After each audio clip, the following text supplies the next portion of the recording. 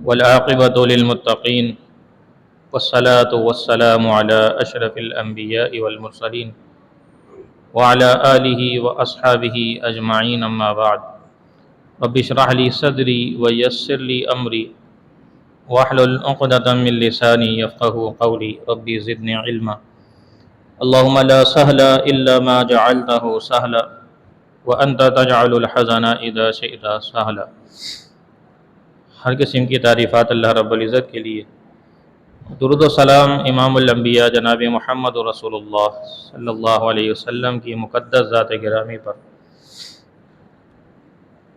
ہفتہ وار جو دروس کا سلسلہ ہمارا رمضان المبارک سے پہلے جاری تھا، الحمدللہ ایک مرتبہ پھر یہ سلسلہ شروع ہو چکا ہے، اور انشاءاللہ مختصر سے وقت میں آپ کے سامنے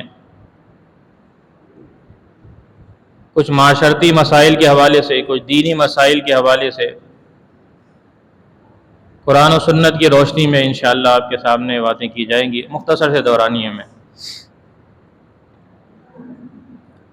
موجودہ حالات میں اور موجودہ صورتحال میں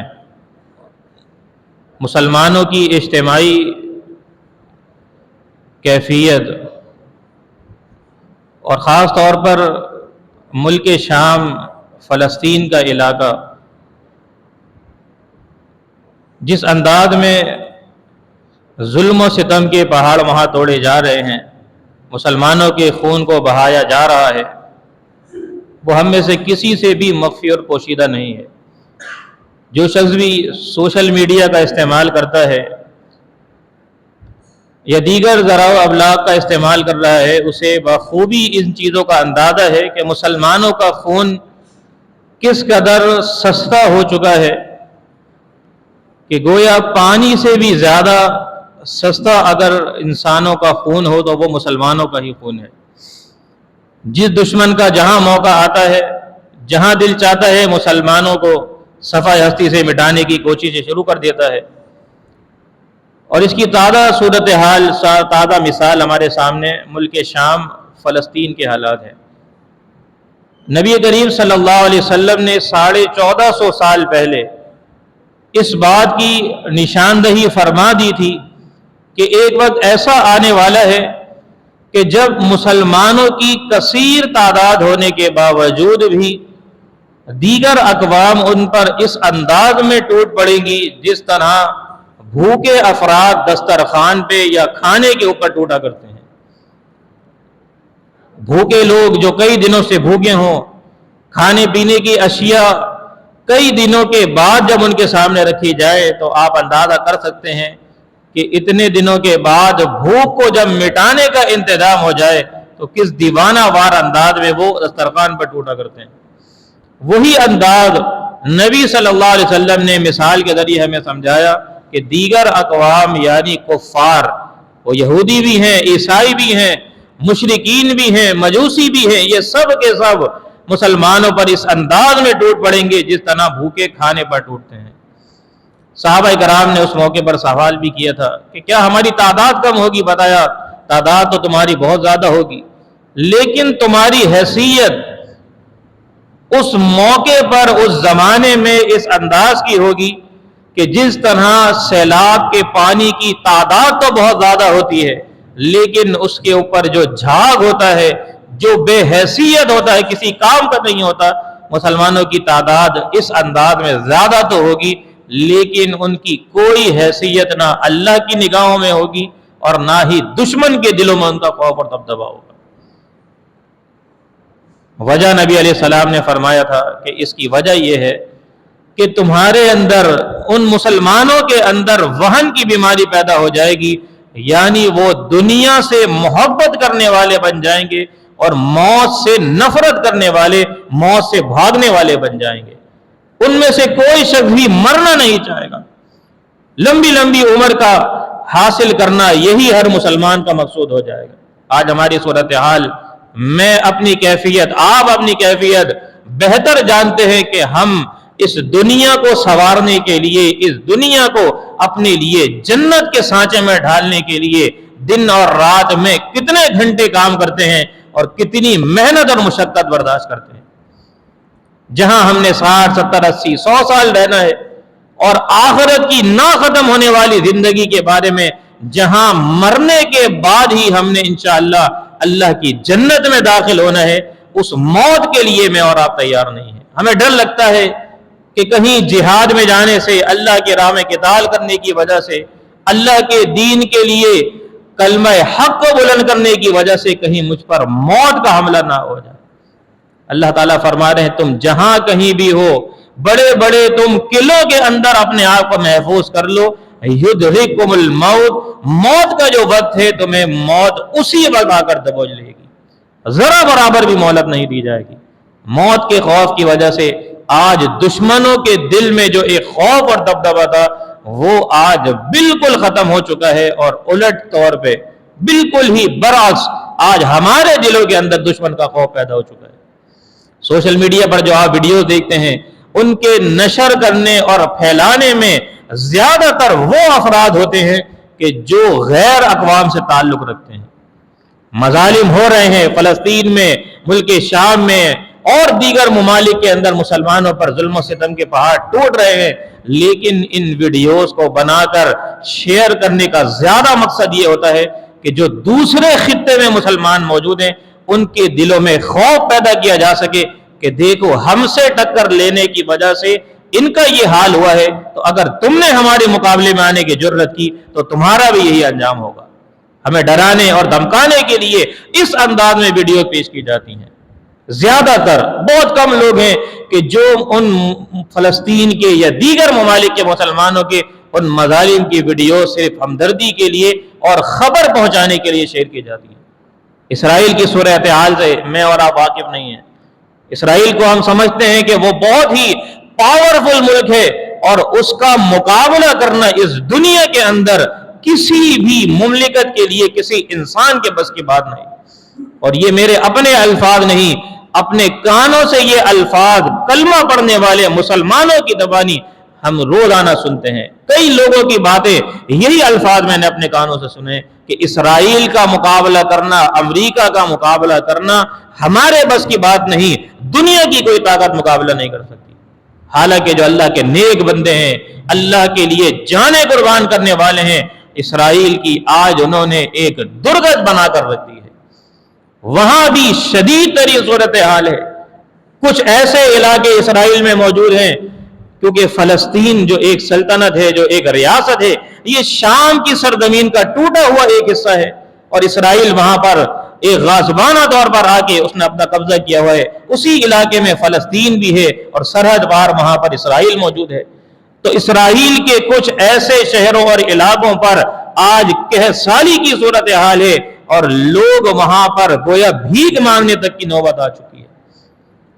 ये चीजें हमारे सामने नहीं रखी जाती, शेयर नहीं की जाती, और हमें सिर्फ तस्वीर का एक ही अक्स दिखाया, एक ही पहलू दिखाया जाता है। तो हमें अल्लाह रब्बुल इज्जत के दीन के लिए, मुसलमानों की मदद के लिए अपने आप को तैयार करने की जरूरत है। अपने आप में एक मजबूती पैदा करने की जरूरत है। अपने आप को मजबूत और कवी बनाने की जरूरत है। दिमागी तौर पर अपने दिल को मजबूत बनाएं, इरादे को मजबूत बनाएं। नबी अलैहिस्सलाम फरमा रहे हैं, एक मुसलमान जो मजबूत होता है, ताकतवर होता है, तैयार रहता है, वो दूसरे कमजोर मुसलमान की बनिस्बत अल्लाह रब्बुल इज्जत की बारगाह में ज्यादा मकाम और मर्तबा रखता है। वो अल्लाह को ज्यादा महबूबा पसंदीदा होता है। तो मौजूदा सूरत हाल में ये जो मुल्क, असल में ये मुल्क शाम था, जो मुआविया रज़ी अल्लाह ताला अन्हु की दौरे खिलाफत में जो उन्होंने दारुल खिलाफा जिसको बनाया, और वहीं से फिर इस्लाम की जो दीगर रियासतें थीं उन पर ऑर्डर और अहकामात नाफिज किए जाते थे। बाद में ये जो आज सरहदी चीजें आज हमें नजर आती हैं, लोगों को, ममालिक को सरहदों में बांट दिया गया, इतना हिस्सा तुम्हारी मिल्कियत है, इतना इसका हिस्सा है। तो इस मुल्क शाम को भी उर्दन में, लबनान में, फलस्तीन में मुल्क शाम एक अलग से मुल्क बनाकर इस बड़ी सी रियासत को, एक जो मुकद्दस सरजमीन थी, इसको टुकड़ों के अंदर बांट दिया गया। और ये बात मैं आपके सामने रखता चलूं कि असल मसला इस सरजमीन पर कब्जा करने के पीछे जो बुनियादी वजह है, ये सरजमीन अंबिया की सरजमीन है, ये मुकद्दस तरीन सरजमीन है। मक्का और मदीना के बाद इसका मकाम और मर्तबा भी अल्लाह रब्बुल इज्जत की बारगाह में बहुत ही आला और अरफा है। अल्लाह रब्बुल इज्जत ने कुरान मजीद में 2-3 जगहों पर इस सरजमीन का तस्करा फरमाया है। सूरतुल इसरा जब हम पढ़ते हैं उसमें हमें नबी अलैहि सलाम की मेराज के बारे में अल्लाह रब्बुल इज्जत ने जो आयत नादिल फरमाई उसका यही तस्करा मिलता है कि अल्लाह ताला अपनी निशानियां दिखाना चाहता था उस बाबरकत सरजमीन की। इब्राहीम अलैहिस्सलाम और लूत अलैहिस्सलाम को जो हिजरत करने का हुक्म दिया गया वो हिजरत करके इसी मुकद्दस सरजमीन की तरफ आए। मूसा अलैहिस्सलाम अपनी कौम को लेकर जब मिस्र से आते हैं, फिरौन गरक हो जाता है, तो अल्लाह रब्बुल इज्जत ने उनके अल्फाज कुरान में जिक्र फरमाए, या कौम इदखुलुल अर्दल मुकद्दसतल्लती कतबल्लाहु लकुम, ए मेरी कौम इस मुकद्दस सरजमीन में दाखिल हो जाए।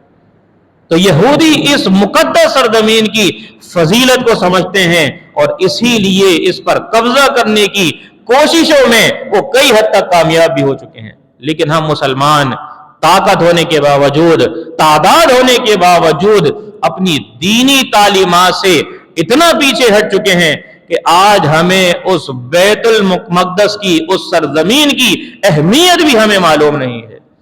अल्लाह के नबी अलैहिस्सलाम ने इसी सरजमीन में अंबिया की इमामत करवाई थी। ये वही सरजमीन थी जहां नबी अलैहिस्सलाम 1 लाख से ज्यादा अंबिया की इमामत करवा रहे हैं। तो ये कोई मामूली सरजमीन नहीं है। इसीलिए यहूदी यहां पर कब्जा करके इसे दारुल खिलाफा बना के और दो दज्जाल के आने की जो वो तैयारी में है, इंतजार में है, इसीलिए यहां से वो इब्तिदा कर रहे हैं और फिर यहीं पर ही बस नहीं होगा, आगे बढ़ते बढ़ते वो दीगर खलीजी ममालिक की तरफ पेश कदमी करेंगे और फिर मक्का और मदीना उनका असल हदफ होगा कि जो एक मुसलमान का दिल भी मक्का और मदीना के लिए धड़कता है कि जहां पर अल्लाह के नबी अलैहिस्सलाम ने अपने 23 साला नबूवत की जिंदगी को गुजारा है मक्का और मदीना की इस मुकद्दस सरजमीन में। इसी पे वो अमल पैरा है, इसी के लिए वो कारबन है, कोशिशें कर रहे हैं। लेकिन मैं और आप अपनी दुनिया को संवारने के लिए, अपने मुस्तकबिल को, फ्यूचर को ब्राइट करने के लिए, आखिरत को ब्राइट करने से हम अपने आप को नजरअंदाज कर चुके। यही वजह है कि आज दुनिया की मोहब्बत की वजह से ये जिल्लत और रुसवाई हमारा मुकद्दर बन चुकी है और आज हम अपने इस मुल्क के अंदर भी अल्लाह के आदाब की मुख्तलिफ कैफियत देखते हैं। अभी मौजूदा आज या कल के दिन ही जो इस्लामाबाद के सेक्टर में जो अल्लाह रब्बुल इज्जत के एक आदाब की मामूली सी झलक हमें नजर आई है, जो ज़ालाबारी हुई है, ओले गिरे हैं बर्फ के और गाड़ियों के शीशे टूट गए, नुकसानात हो गए, ये अल्लाह के आदाब की छोटी सी झलक है। अल्लाह ताला कभी टैंकरों के जरिए लोगों को कुचला जा रहा है, कभी किसी अंदाज में लोगों को फायरिंग से हलाक किया जा रहा है, आपस में लड़वा के अल्लाह रब्बुल इज्जत हमें नसीहत कर रहा है कि समझ जाओ मौत तो तुम्हें टैंकर के नीचे भी आ सकती है, मौत तो तुम्हें स्नैचिंग के दौरान भी आ सकती है, अपने घर में दिल का दौरा पड़ने से भी आ सकती है। मौत के लिए किसी बहाने की अल्लाह रब्बुल इज्जत को जरूरत नहीं, जो वक्त मुकर्रर है वो आकर रहेगा। लिहाजा अपने आप को ज़हनी तौर पर तैयार कीजिए, हालात तेजी से तब्दील हो रहे हैं, अपनी औलादों के जहन बनाइए, अल्लाह के दीन की तरफ आ जाइए, सही इस्लामी तालीमात की तरफ आ जाइए और जो मौजूदा सूरत हाल में हमारे करने के काम है, जिहाद करना, ऐलान करना और अलल ऐलान जिहाद के लिए निकलना, ये हुकूमत की जिम्मेदारी है। उनकी तरफ से ऐलान होने के बाद ही हम इसकी तरफ जा सकते हैं। इनफरादी तौर पर हमले करना, जिहाद के लिए निकलना, ये अपने आप को ही नुकसान में डालने के मुतरादिफ है। हमारे करने का क्या काम है? हम बाइकआउट कर सकते हैं। जो सोशल मीडिया पर एक मुहिम चल रही है, इस्राएली प्रोडक्ट हैं उनके बाइकआउट कीजिए, आप उनके मुकाबले में इस्लामी ममालिक की चीजों को इस्तेमाल कीजिए। इसराइल की मईशत को कमजोर करने के लिए यह भी एक अहम तरीन औजार है, ये एक अहम तरीन हथियार है। इसी तरह फलस्तीनी भाइयों, मुसलमानों पर जहां मदालिम हो रहे हैं, आप उनको अपनी दुआए खैर में याद करिए। नमाजों के बाद अल्लाह की बारगाह में हाथ बुलंद कीजिए, उनके लिए दुआएं कीजिए। तहज्जुद का जो कबूलियत का वक्त है, जाग जाइए जिस तरह रमजान में जागते थे, अल्लाह से दुआएं कीजिए। इसी तरह आप लोगों के लिए एक और रास्ता निकल आया है कि कल बरोज़े जुमा اہل حدیث رابطہ کمیٹی، مساجد رابطہ کمیٹی کی طرف سے جو نیو کراچی کی سطح پر مساجد موجود ہیں، ان کے زیر اہتمام پاور ہاؤس چورنگی پر ایک احتجاجی مظاہرے کا انعقاد کیا گیا ہے، جو انتہائی امن اور امان کے ساتھ ایک احتجاجی مظاہرہ کیا جائے گا فلسطینی بھائیوں کے لیے، ان کے ساتھ حمایت کے لیے، یکجہتی کے لیے، دلجوئی کے لیے۔ وہاں ایک احتجاج ریکارڈ کیا جائے گا، دعائیں کی جائیں گی۔ ہم سے کل قیامت کے دن اللہ رب العزت نے پوچھ لیا، باتیں تو تم بڑی بڑی کیا کرتے تھے، وقت آیا تو میں یہ کروں گا، میں وہ کر دوں گا۔ اللہ رب العزت نے اگر پوچھ لیا کہ تمہارے پاس یہ چھوٹے چھوٹے موقع تو میسر تھے، تم اس انداز میں تو بھائیوں کی مدد کر سکتے تھے، دعائیں کر سکتے تھے، ان کے لیے یکجہتی کا اظہار کر سکتے تھے، کم از کم ہم اپنے حصے کا تو کام کر دیں۔ ہو سکتا ہے اللہ رب العزت ہماری ان کمزوریوں کو دیکھتے ہوئے ہمارے ساتھ معافی کا معاملہ کر دے اور ہماری نجات کا وہاں پر اللہ تعالیٰ سامان کر دے۔ آخر میں صرف یہی بات کہوں گا، کل قیامت کے دن اللہ تعالیٰ زندگی کے بارے میں سوال کریں گے کہ اس زندگی کو کہاں گزار کر آئے ہو، جوانی کہاں گزاری ہے۔ تو اللہ نے اگر پوچھ لیا ان مشکل حالات میں فلسطینیوں کے لیے، مسلمانوں کے لیے تم نے کیا اعمال کیے، ان کی امداد بھیجی، دعاؤں میں یاد رکھا، تو کم از کم ایک ہیلہ اور بہانہ میرے اور آپ کے پاس تو موجود ہوگا۔ جتنا ہم سے ہو سکتا ہے، جس انداز میں جب جہاد علل اعلان کی باری آئے گی تو انشاءاللہ اس موقع پر بھی نکلیں گے۔ لیکن ابھی ہمارے پاس جو موقع ہیں انہیں معمولی نہ تصور کیجئے، جتنا ممکن ہو اللہ رب العزت کے دین کے لیے، اللہ کے ان مظلوم بندوں کی مدد کے لیے اور ان کے ساتھ یکجہتی کے لیے ضرور اس احتجاجی مظاہرے میں شرکت کیجئے۔ اللہ رب العزت سے دعا اللہ تعالی ہمیں اپنی راہ میں جہاد کرنے کی بھی توفیق عطا فرمائے، شہادت کی عظیم موت ہمیں نصیب فرمائے، اور اللہ رب العزت ہمیں اسلام سے جڑنے کی، اس پر عمل کرنے کی توفیق عطا فرما دے۔ وآخر دعوانا ان الحمدللہ رب العالمین۔